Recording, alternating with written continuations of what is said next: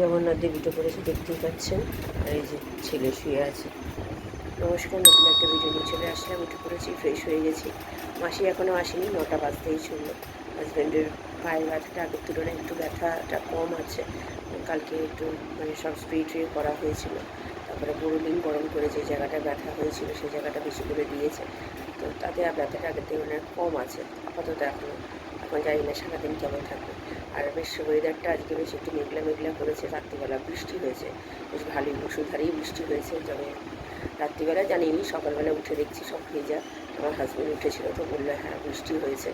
তো এই হচ্ছে ব্যাপার। ছেলের আন্টি আসবে, ছেলের আন্টি আসতে আজকে একটু দেরি করেই আসবে, তাই একটু দেরি করে তুলবো। 9:30 নাগাদ তুলবো, অত তাড়া নেই। 11টা নাগাদ আসবে আন্টি।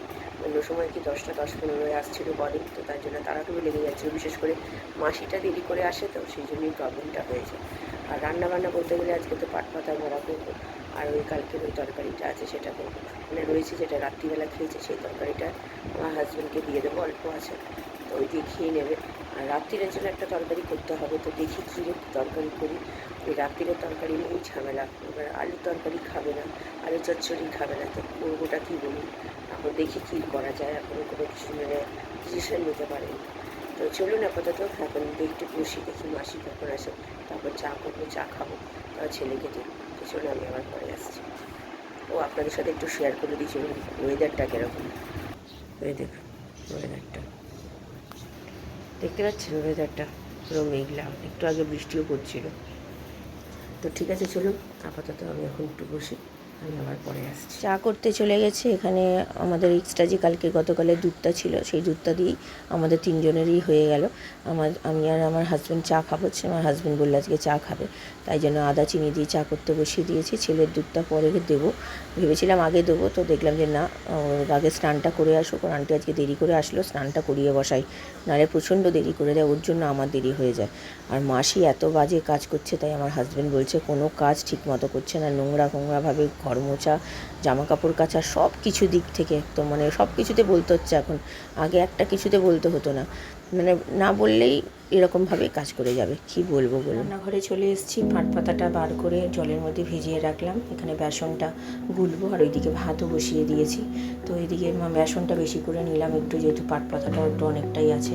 আজকে পাট পাতা দিয়েই সবাই মানে ভাত খাবো, ভাজা দিয়ে। হলুদ গুঁড়ো, লঙ্কার গুঁড়ো, একটু কালো জিরে নিলাম নিয়ে এখন নুন আর মিষ্টিটা দেবো না, এটা এখন মেখে রেখে দেবো, যখন ভাজবো তখন নুন দিয়ে মিষ্টি দিয়ে গুলে করবো। আমার ছেলের তো আজকে খুব মজা, কারণ কি আমার ছেলের প্রিয় খাবার, শুধু ছেলের কেন আমাদের সবারই খুব পছন্দ পাট পাতার বড়া। আর দেখেন তো আমার বাড়িতে পাট পাতা আসলে কত রকমের রান্না আমি করি, শাক ভাজা করি, ঝোল করি, বড়া করি, নানা রকমভাবে করি। আর অনেক দিন ধরে করি আমি, অল্প অল্প করে রেখে দিই, আমাদের অল্পগুলোই যথেষ্ট। খুব ভালোবাসি আমরা সবাই খেতে। তো যা গিয়ে চলুন এগুলোকে গুলে রাখি। ছেলের আন্টি আসবে, ছেলে স্নান হয়ে গেছে, ও পড়তে বসে গেছে, আর ওকে দুধ বিস্কুটও দিয়ে দিয়েছি। চলুন দেখাচ্ছি ও কী করছে না করছে। তো চলুন আমি আবার পরে আসছি। ছেলেকে দিয়ে দিয়েছি দুধ বিস্কুট, খাচ্ছে। কী গো, স্নান টান করে এখন কেমন অবস্থা? ভালো লাগছে? স্নান টান করে ফ্রেশ লাগছে? তাহলে আমি এই জন্য বলি ঘুম থেকে উঠে ব্রাশ করে স্নান টান করে তারপরে পড়তে বসবে, তাহলে সারাদিন ভালো লাগবে। নাহলে বেলা করে করো, জল গরম হয়ে যায়। এখন জল আমাদের একটু আজকে গিজার চালিয়ে জল নিতে হলো, কি বৃষ্টি হয়েছে না, এর জন্য। তাই তো চলো তাহলে, আন্টি আসবে। কদিন পর তো স্কুল খুলবে। মনটা খারাপ লাগছে? কতটা খারাপ লাগছে? এতটা? হ্যাঁ, কেন স্কুল যেতে ভালো লাগে না? কিমা কেন কেন ভালো লাগে? এত বড় হয়ে গেছে, ক্লাস 7-এ পড়ো, তোমার স্কুল যেতে ভালো লাগে না বললে এটা বিশ্বাস করা যায়? এই বিশ্বাস করতে হবে? কি অবস্থা। ঠিক আছে চলো খেয়ে নাও। ঘরে চলে এসেছি, আমার হাজব্যান্ড খেতে বসবে। আমার হাজব্যান্ডের পুজো হয়ে গেছে। পাট পাতাগুলো বেশ বড় বড়, তো একদম মানে বেসনে অর্ধেক বেসন ঝরিয়ে দিয়ে করেছি, এত মচমচে আর এত টেস্ট হয়েছে, মানে কী বলবো। দেখতে পাচ্ছেন সব বেসন বলতে গেলে মানে নাম ফেলেই দিলাম ওখানে। তো এই দেখুন এত সুন্দর হয়েছে। আর একটা লঙ্কা ভাজা দিয়েছি, আমার হাজব্যান্ড আমার ছেলে ভীষণ পছন্দ করে। আর এইগুলো করে রাখলে না এই টেস্ট পাওয়া যায় না, এগুলো গরম গরম করে দিলে সঙ্গে সঙ্গে খেলে এত সুন্দর খেতে লাগে। আর আমার ছেলে, আমার হাজব্যান্ড বলুন বা আমি বলুন, আমরা খুব পাট পাতার বড়া পছন্দ করি। এইটা হলে আর কিচ্ছু লাগে না, বা পাট পাতার ঝোল বলুন, সেই সব দিয়ে হলে আমাদের আর কোনো কিছু মাছ মাংস কিচ্ছু লাগবে না। আমার ছেলে তো মানে অস্থির হয়ে গেছে কখন খাবে, কিন্তু কী করবো, আন্টির কাছে পড়ছে, এখন তো দেওয়া যাবে না, তো উঠুক তারপর দেবো, একেবারে খেতেও দিয়ে দেবো। চলুন পরে আসছি। হাজব্যান্ড তো খাওয়া দাওয়া সেরে বেরিয়ে গেছে, তো আমার আর ছেলের জন্য খাবার বাড়তে চলে আসলাম। তো গরম গরম ভাজি, একটু বেসন লেগেছে একটুখানি পরে আমারটা করার সময়। তো যা বেসন ছিল সব আমার মধ্যে মোটা করে ঘুরে নিয়েছি।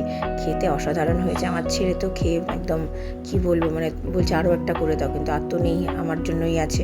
আমি বললাম ঠিক আছে, অন্য একদিন করে দেবো। এত ভালোবাসে ও খেতে, কি বলবো। তো চলুন খাওয়া দাওয়া সারি, আমি আবার পরে আসছি। এদিকে আমার আর ছেলের খাওয়া দাওয়া হয়ে গেছে, জামা কাপড়গুলো তুললাম। আজকে জামা কাপড় শোকাতে অনেকটাই বেলা হয়ে গেছে, 3টে বাজতে চললো। আর এই সময় এখানে ফোন করেছে আমার বাবা মা। তো এর আগেও ফোন করেছিল, তখন জামা কাপড় তুলছিলাম বলে শুনতে পাইনি। তারপরে ক্লিপটা হাত থেকে পড়ে গিয়ে নিচে রাস্তায় পড়ে গেল, তো আমার ছেলে গিয়ে আবার তুলে নিয়ে আসলো। এইসব করতেই সময় লেগে গেল। দেখি আজকে একটু তুলনামূলক অন্য দিনের তুলনায় আজকে একটু মানে গরমটা কম, তাও জন্য এই জন্য এসিটা আমার ছেলের জন্য মানে বদমাশি করছিল বলে চালাও করছিল, তাই চালালাম, না চালালেও চলতো। তো যাই গিয়ে খুব ভালো খেয়েছি, এত ভালো খেয়েছি কি বলবো। তো এখানে এইগুলো করে নিয়ে তারপরে একটু রেস্ট নেবো। তো তাই এখনও পর্যন্ত বাবা মার সাথেই কথা বলছে, টিভিও চলছে, সব দিকে ওর কাজ চলছে। আমি যেই ফোন নিচ্ছি তখনই ও মানে বল নিয়ে খেলাখেলি শুরু করছে, আর টিভি কন্টিনিউয়াসলি চলে যাচ্ছে। ও এরকমই করে।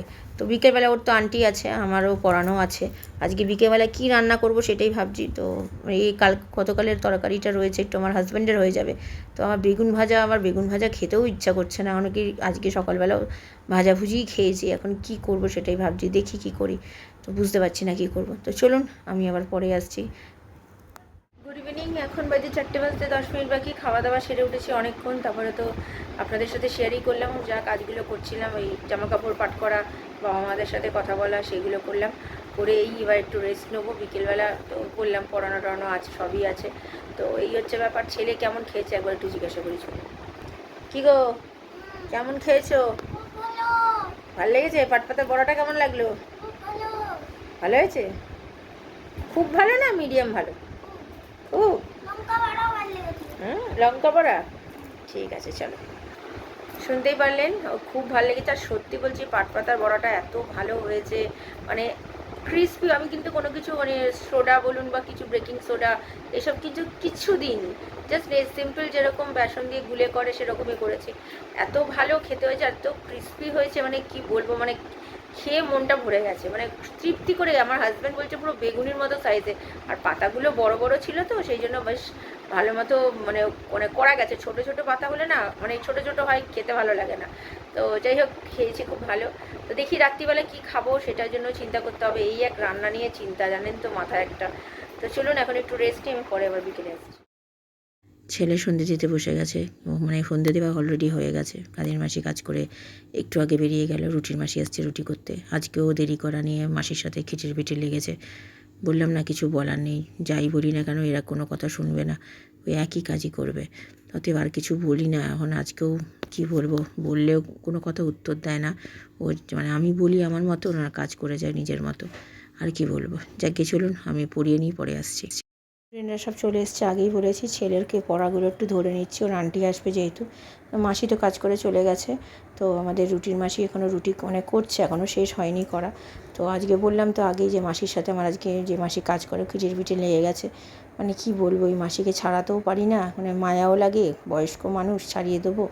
আমার বাড়িতে কাজ করে আর একটা বাড়িতে কাজ করে, সেই মায়ার জন্যই ছাড়াতে পারি না। আর কি বলবো, যাক চলুন পরে আসছি আবার। অনেকটাই রাত্রির করে আসলাম, এখন 9টা বাজতে 10 মিনিট বাকি। এই মাত্র স্টুডেন্টদেরকে ছেড়েছি।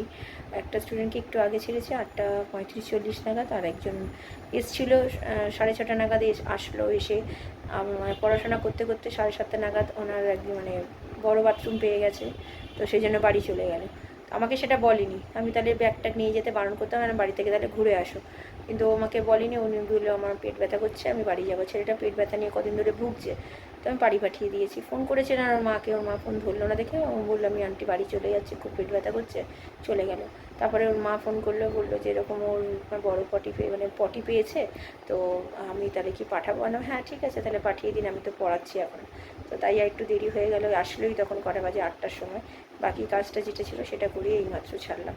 তো জামা কাপড় এখনও ভেজানো হয়নি, জামা কাপড় ভেজাবো। আর রাত্রিরে খাবার বলতে গেলে রুটি আর বেগুন ভাজবো। তো চলুন আমি পরে আসছি। রান্নাঘরে চলে গেছি রাত্রিরের খাবার করতে, মানে ভাজাগুলো ভাজতে। বেগুন আর পটল, আমার হাজব্যান্ডের জন্য একটু পটল ভাজলাম, ও পছন্দ করে। আর কালকের ওই তরকারি আছে, আমার হাজব্যান্ডকে দেবো, আর আমরা বেগুন ভাজা দিয়ে খেয়ে নেবো। আমার জন্য একটা পটল নিয়েছি, তো পটল ভাজা দিয়ে কালকে 2টো পরোটা ছিল, একটা আমার হাজব্যান্ডকে দিয়েছি আর একটা আমি নিয়েছি। খেতে খুব ভালো লাগছিলো।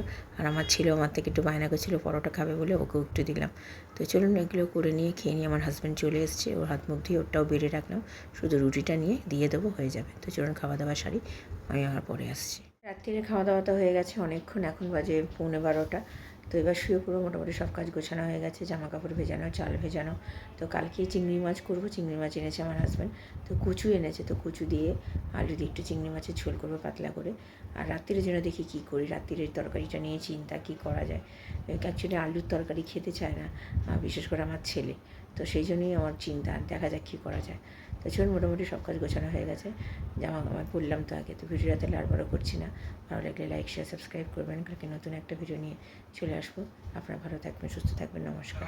গরমটা সকালবেলা কম ছিল, এখন আর বিকেলের পর থেকে গরমটা কিন্তু বেশ বেড়েছে। তো চলুন কালকে দেখা হচ্ছে।